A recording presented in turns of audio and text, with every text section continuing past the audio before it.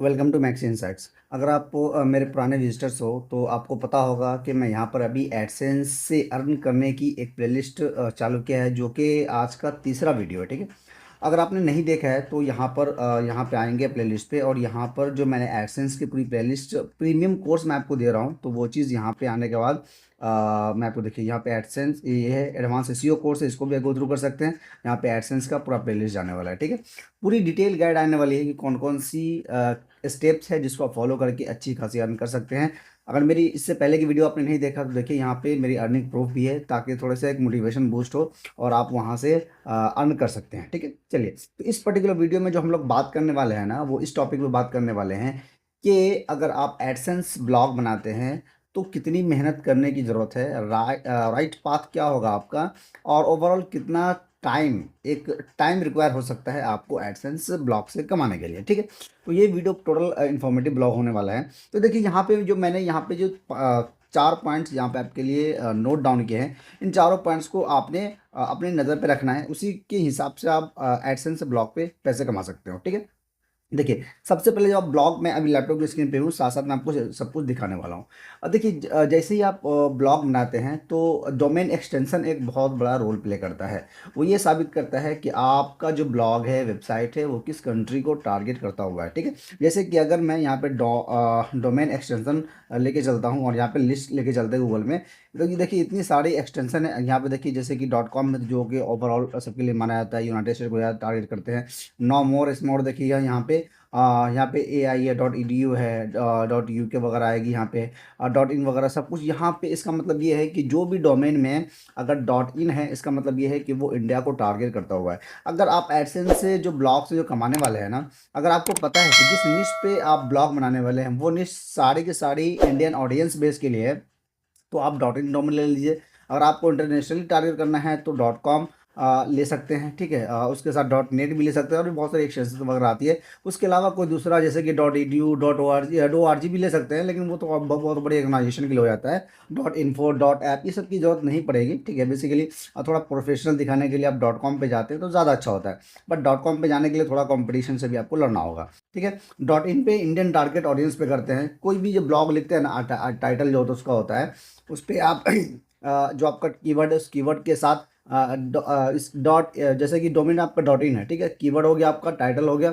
उसके लास्ट में in India लिख देंगे, और जो ईयर लिख देते हैं ना 2024, तो उससे आपकी ब्लॉग पोस्ट बहुत तेज़ी से रैंक होती है।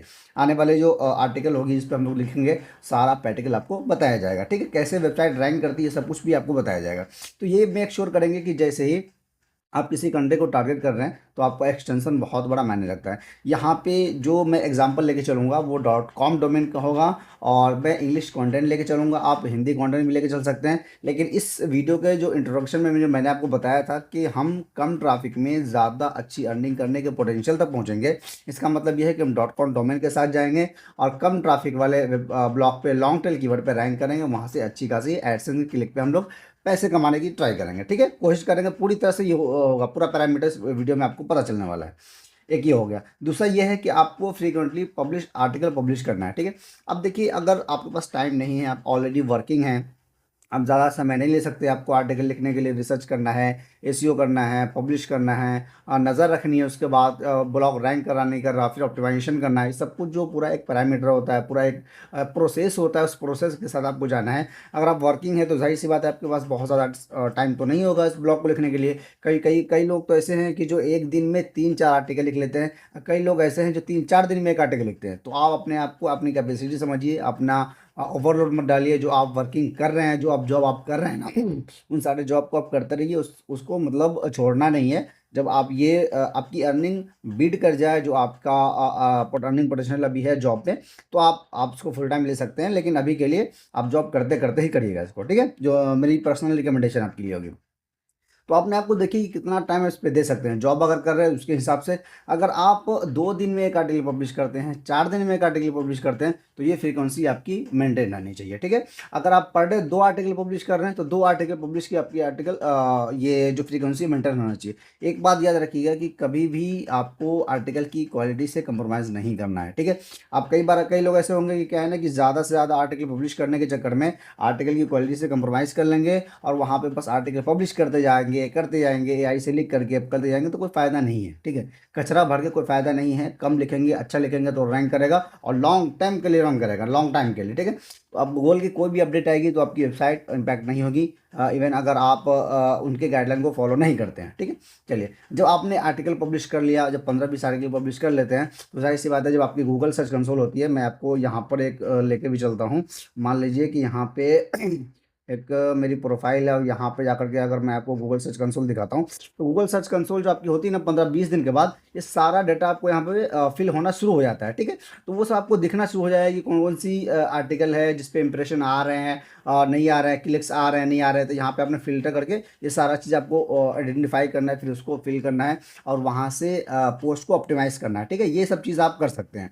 उसके बाद आपको क्या करना है कि आपके ब्लॉग को मोनेटाइज, जब आपका एडसेंस से होगा, चूँकि आपने एडसेंस से ही ब्लॉग को मोनेटाइज करने का इरादा किया है, ठीक है। तो एडसेंस से कमाने के लिए जाहिर सी बात है थोड़ा पेशेंस रखने की जरूरत पड़ेगी, थोड़ा मेहनत करने की जरूरत पड़ेगी और यहाँ पे काफ़ी टाइम भी देने की ज़रूरत पड़ेगी। तो उसके साथ साथ जैसे आपकी ब्लॉग एक आइडेंटिटी होती है, एक प्लेटफॉर्म होता है, एक प्रॉपर्टी होती है, उस ब्लॉग को आप क्या कहते हैं, कमर्शियल आर्टिकल लिख करके अफिलिएट से भी ज्वाइन कर सकते हैं। अगर आप मेरी प्रीवियस वीडियो नहीं देखा है आपने, तो देखिए यहाँ पे मैंने प्लेलिस्ट में अमेजॉन अफिलिएट की भी पूरी तरह से कहाँ गया, अमेजॉन अफिलिएट, देखिए अफिलिएट मार के अमेजॉन अफिलिएट, पूरा प्लेलिस्ट 62 वीडियो है इसके अंदर। तो अब जाके देखिए, आपको बहुत ज़्यादा गाइड आइडिया मिलेगा कि कैसे कैसे लोग इसमें अर्निंग कर सकते हैं। मेरी पूरा अर्निंग प्रूफ है, पूरा 2-3 साइट की अर्निंग प्रूफ है। हालांकि मेरे पास बहुत सारी साइट है, सारा साइट का मैंने अर्निंग प्रूफ नहीं दिखाया है, ज़रूरी भी नहीं है, बस इतना है कि आपको एक मोटिवेशन बूस्ट मिलेगा और वहाँ से आप अमेजॉन से अच्छी खासी अर्निंग कर सकते हैं। तो जो आपकी साइट होती है ना, उसको अमेजॉन से, उसको इन्वर्टर से, उसको डिजिटल प्रोडक्ट से, उसको कोर्सेज वगैरह से, बहुत सारी चीज़ें उसको ऑप्टिमाइज कर सकते हैं। सिर्फ एडसेंस ही, एडसेंस हमारा एक मेजर सोर्स होगा इस प्लेलिस्ट का मोटिव है।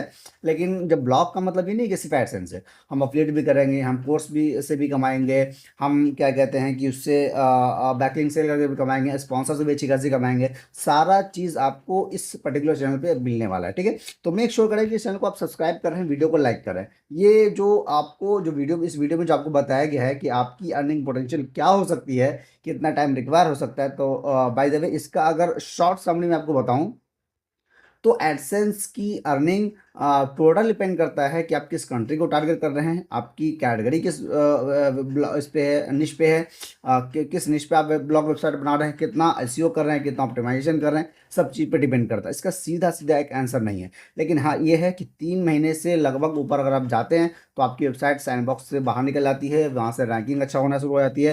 एडसेंस अप्रूवल तो आपको 1 महीने के अंदर, 20 से 25 दिन के अंदर में मैं आपको दिला कर रहूँगा। चूँकि सारी वीडियोज़ को आप पब्लिश करेंगे तो सब कुछ आपको A to Z सब कुछ मालूम चलने वाला है। आपका एडसेंस अपलोड हो जाएगा, एडसेंस अपलोड होने के बाद जब ट्रैफिक आएगा तभी तो अच्छी अर्निंग करेंगे, ठीक है। या फिर ज़्यादा ट्रैफिक आएगा तो अर्न करेंगे, या फिर Tier 1 कंट्रीज़ को टारगेट करेंगे, कम ट्रैफिक आएगा तो वहाँ से अच्छी खासी हाई CPC से आप अर्न कर सकते हैं, ठीक है। चलिए, उम्मीद करता हूँ कि वीडियो अच्छी लगी। वीडियो अच्छी लगी तो फिर से एक लाइक कर दीजिए, चैनल को सब्सक्राइब कर दीजिए और इस पूरा प्लेलिस्ट के साथ अपडेट रहिए, आपको बहुत ज़्यादा अच्छी खासी यहाँ पर वैल्यू मिलने वाली है, ठीक है। चलिए, thanks for watching this video.